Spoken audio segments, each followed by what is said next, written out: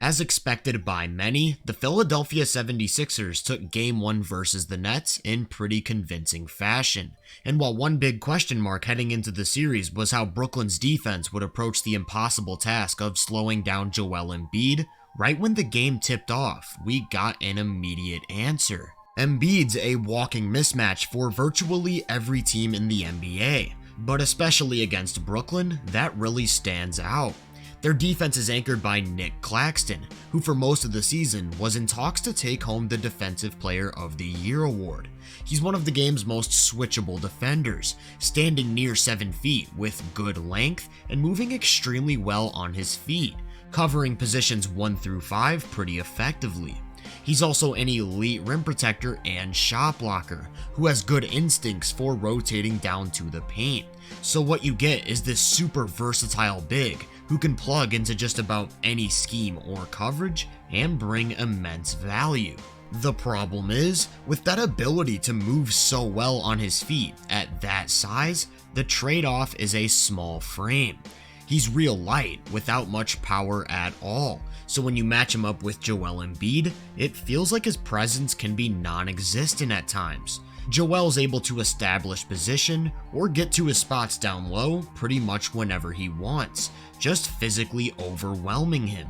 And even when Claxton does a good job of positioning himself in a way that limits Embiid's ability to use his body, he's got those wing skills in his game, handling the ball and bouncing into off-the-dribble jumpers over the top of contests. On top of having a switchable 5, Brooklyn's filled with athletic, versatile wings, so a big part of their defensive coverage is how much they switch actions to prevent advantages from being created.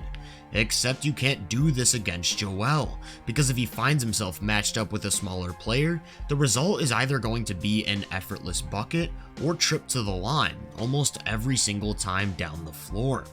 So what the Nets did in Game 1 is send everything at Joel. Whoever the closest help defender was would immediately come over and trap as soon as he caught the ball, basically saying that they don't care about anyone else, just don't let him get his shots off.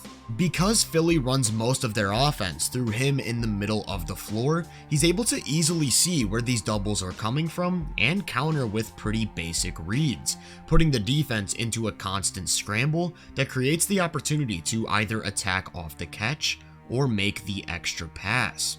With his back turned, Mikal comes over to surprise him with a double, but once the ball gets handed off to Harden, that means nobody's covering Harris on the wing, creating a long recovery that results in a wide open floater.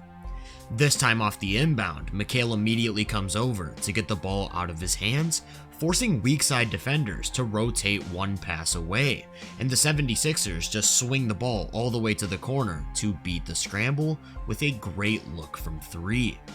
Here it is again, receiving the ball on the elbow, where O'Neal sprints into that trap to not give him any space to attack, putting Seth Curry in a 2-on-1 situation.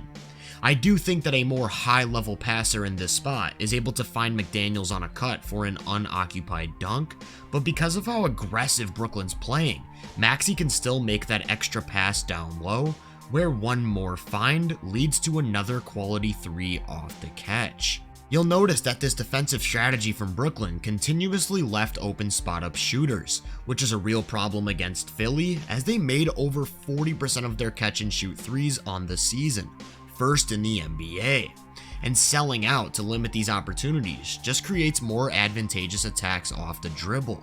A decisive Harden is able to throw off Dinwiddie's balance with a nasty step back to set up a warm-up jumper. Joel himself even made a couple high-level reads out of these spots.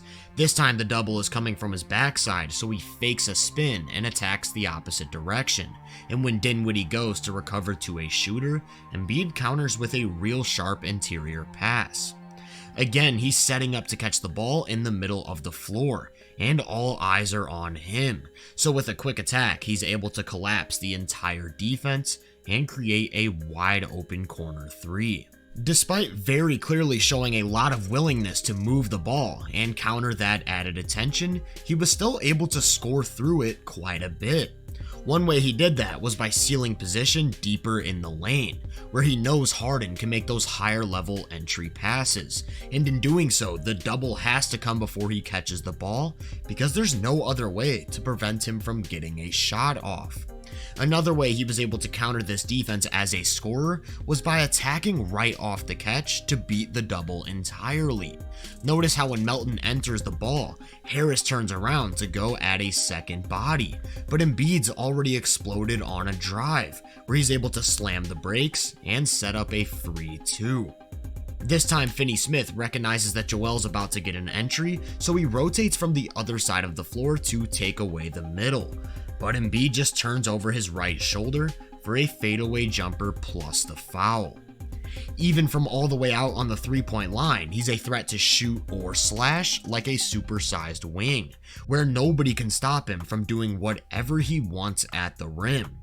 And if help loads up to take away those drives, he'll just rise over the top with a face-up midi. I will say that there were a couple times where he was just a touch too quick on the attack for his own good, rushing himself into bad spots, which resulted in a couple avoidable turnovers. But for the most part, he was playing patient, not reacting to the doubles by instantly forcing a decision and waiting to make the correct read, which is why he only turned the ball over twice and Philly 8 times as a team. Here he has the ball in the middle of the floor with all the space in the world, and instead of forcing an isolation, he patiently waits for that double to come, faking a pass to the corner to move help away from Harden, putting the defense out of position for a wide open corner triple. The 76ers took 43 3-pointers in this game, the second most of the season, and hit at a scorching 48.8% clip. And those 21 made threes rank second in all of franchise history. They assisted on 32 shots while only turning the ball over 8 times, and that combination of taking care of the ball and shooting so efficiently led to an absurd offensive rating of 134.4.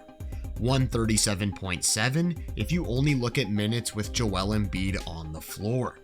So even if Brooklyn did somewhat succeed in their mission of limiting Joel's shot attempts, only taking 15 field goals for 26 points, his decision making and willingness to move the ball resulted in otherworldly team offensive production, showing that for Brooklyn to have any chance in this series, they can't defend the big man like this. If you enjoyed this breakdown, make sure to drop a like, subscribe, and turn my post notifications on to be first on more content.